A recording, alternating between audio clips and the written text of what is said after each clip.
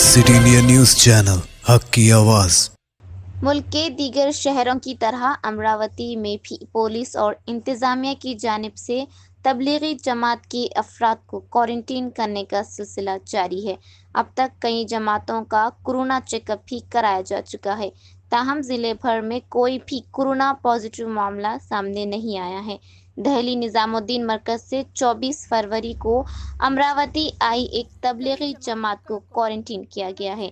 इस जमात में कुल 16 अफराद हैं जो कि 4 माह की जमात पे निकले थे।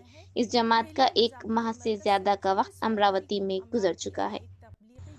Bureau report, city India news, Hyderabad. तो दोस्तों बुजुर्गों, असल में हमारा जो इस्लाम है वो हमें ये सब नहीं सिखाता है। हम तो नारा भी यही लगाते हैं कि हिंदू मुस्लिम सिख ईसाई आपस में हैं भाई भाई। सर हमारी जो ये जमात है ये 24 फरवरी को यहाँ आई है अमरावती। असल में जो है नहीं है, ये हमें टारगेट करा जा रहा है और इस काम को कैसे बदनाम करा जा रहा है। हिंदुस्तान जिंदाबाद था, जिंदाबाद है और ज़िंदाबाद रहेगा।